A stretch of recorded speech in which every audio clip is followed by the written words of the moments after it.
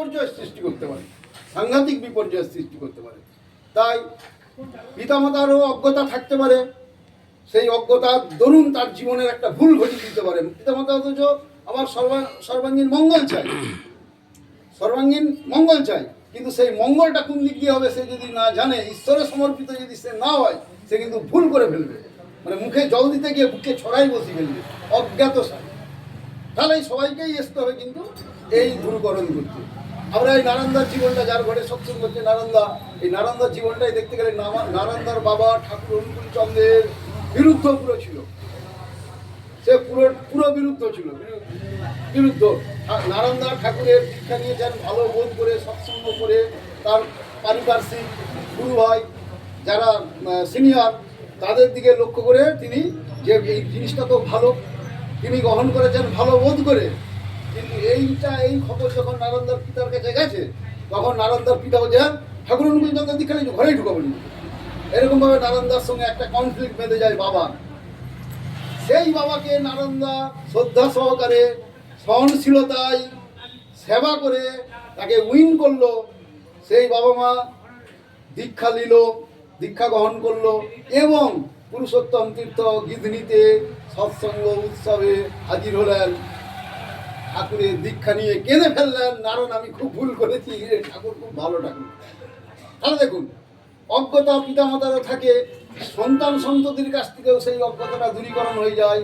আমাদের honourable distance রেখে আমরা যদি বাবা মাকেও পর্যন্ত আমরা যাজন করতে পারি, শ্রদ্ধা সহকারে বাবার ভুলটা ভাঙিয়ে দিতে পারি। আমার বাবা একটা অন্য মেয়ের সঙ্গে বিয়ে দিতে চেয়েছিল, আমাদের যেটা প্রতিলোম হয়ে যেত সেরকম মেয়ের সঙ্গে বিয়ে দিতে চেয়েছিল। আমি যখন আমার বাবা অত ঠাকুরকে ধরা, এই যুগে ঠাকুরের বলা আছে অত হালকা রকম গভীরে যায়নি। আমি তার শ্রদ্ধা সহকারে সেই ভুলটা ভাঙালো, ঠাকুরের এই বলা আছে, এটা তো করা যাবে নি কখনো, ঠাকুরের নীতির সঙ্গে মিলছে নি, আমি করবো নি, এইভাবে মেনেস্টেন করলো, তাহলে যাজন করলো। এইভাবে আমাদের পরিবার পরিবেশের মধ্যে অনারেবল ডিস্টেন্স রেখে আমরা নিজেরা যদি বোধটাকে স্ট্রং করে ঠাকুরের নীতিগুলোকে পরিপালন করে সকলের মধ্যে ঢুকাতে পারি, তবেই আমরা কিন্তু পজিটিভ হব।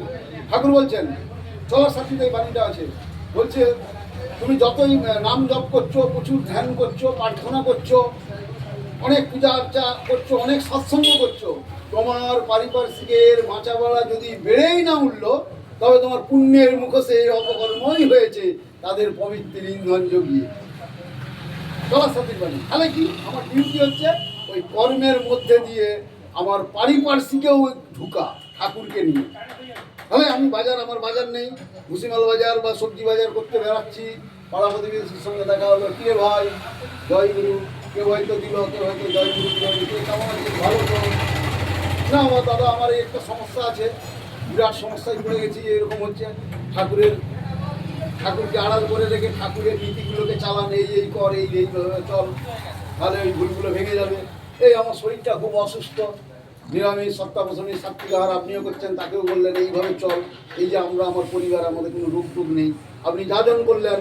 এইভাবে মানুষের মধ্যে ঢুকে তাদের একটু একটু করে কল্যাণ করার যদি চেষ্টা করেন, তবেই আপনি পুণ্যবান হবেন, নাহলে পুণ্যের মুখে অপকর্মই হয়ে আছে। ওই আমাদের দায়িত্বগুলো যে আছে সেই দায়িত্বগুলো এড়িয়ে যাওয়ার নয়, প্রত্যেকের দায়িত্ব আছে। যত কিছু সমাজে খারাপ কিছু ঘটছে সব কিছুর দায়িত্ব আমাদের। ধর্ষণের কথা উঠছিল, এখন মিডিয়া খুললে আমাদের প্রফুল্লদা বলছিলেন, মিডিয়া খুললেই দেখা যাচ্ছে যে ধর্ষণ। এই যে মেয়েরা যারা ধর্ষিতা হচ্ছে, ঠাকুরের যে মেয়েদের যে আচরণ বৈশিষ্ট্যভাবে বলা আছে তা কিন্তু নেই। সমান অধিকারের দাবি সাম্যবাদ নিয়ে যে চালু হয়েছে, যে লিঙ্গ বৈষম্য বলে, কিন্তু লিঙ্গ বৈশিষ্ট্য লিঙ্গ বৈষম্য কথা নয়, লিঙ্গ বৈশিষ্ট্য কথা হতে পারে, লিঙ্গ বৈষম্য কথাটাই ভুল। এই লিঙ্গ বৈশিষ্ট্য নারী এবং পুরুষ, এই যে উভয় আলাদা আলাদা লিঙ্গ, এদের কিন্তু আলাদা আলাদা বৈশিষ্ট্য আছে। সেই বৈশিষ্ট্য মাফিক তারা যদি না চলে, তা পুরুষের সঙ্গে যদি পাল্লা দেয়, তাহলে কিন্তু এইরকম বিপর্যয় অবশ্যম্ভাবী।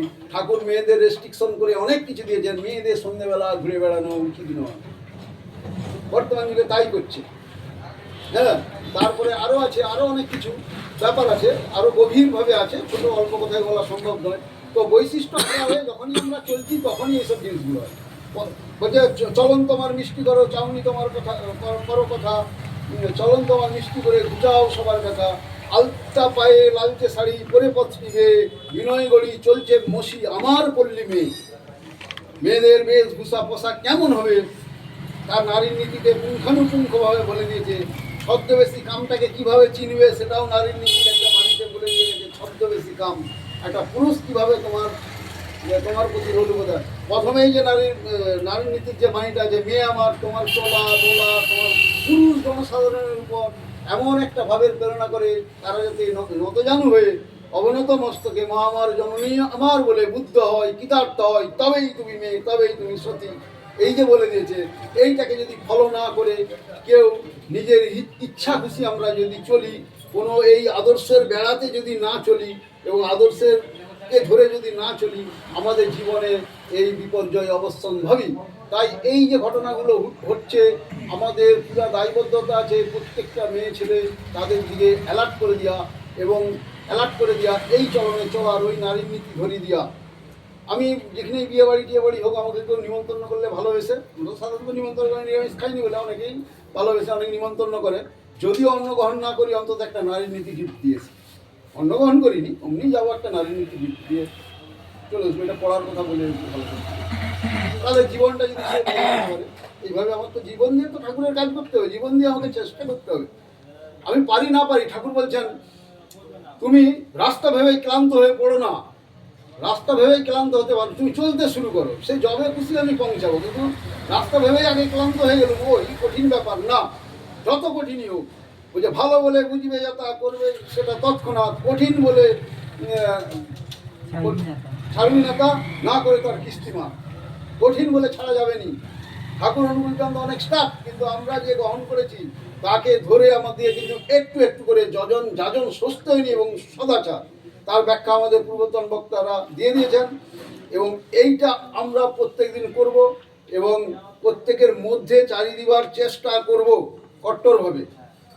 এবং ঠাকুরের আরও এই যে বিবাহ সংস্কার নিয়ে কথা হয়েছিল, এই বিবাহটার জায়গায় যদি অনেক জায়গায় দেখেছি, অনেক দিনের সৎসঙ্গী 20 বছর 25 বছর 30 বছর সৎসঙ্গ বাড়িতে হয়েছে, প্রায় বছরে একবার হোক দুবার হোক করে, তারাও ওই বিবাহ ব্যাপারে এইটার বাজ বিচার কেউ করেনি, করছেন।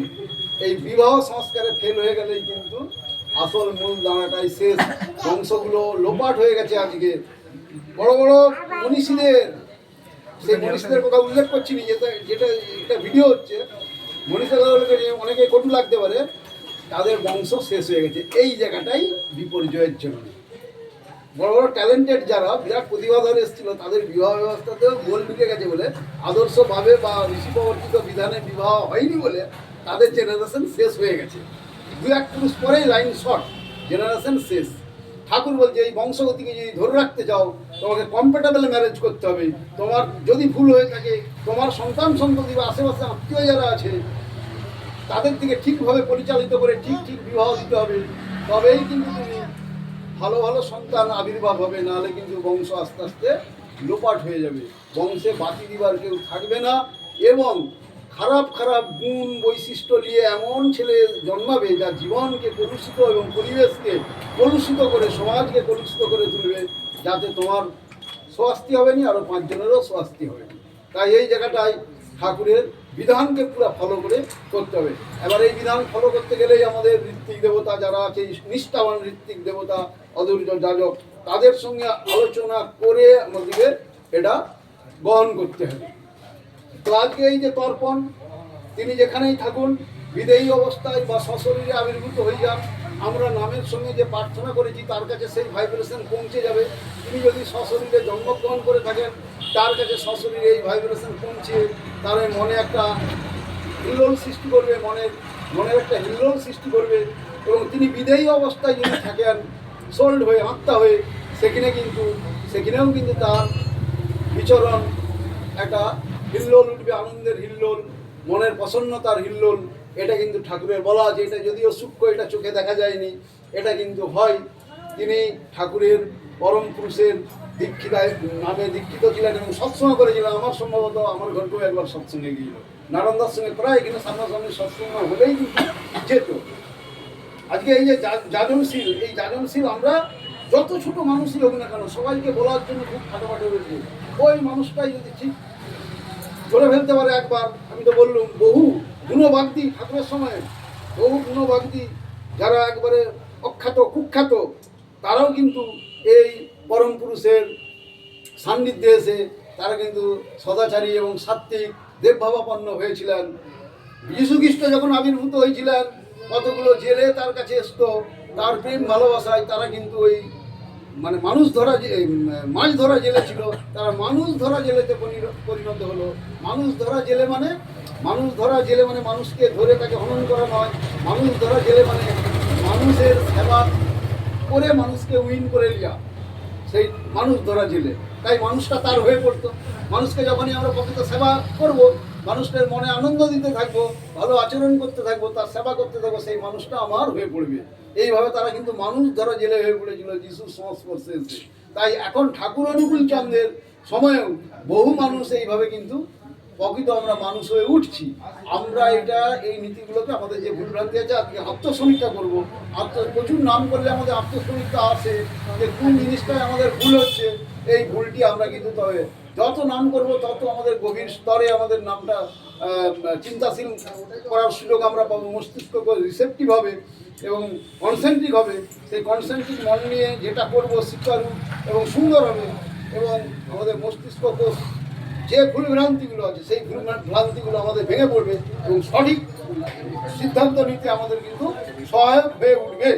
তাই সকলকে আমাদের অনুরোধ যে বর্তমান যুগ পুরুষোত্তম শ্রী শ্রী ঠাকুর অনুকূলচন্দ্র এই পরম পুরুষ, এই কল্কি অবতারের শিষ্য হতে গেলে ঠাকুর বলছেন যে স্কুলে গেলেই তাকে ছাত্র বলে না, মন্ত্র নিলেই তাকে শিষ্য বলে না।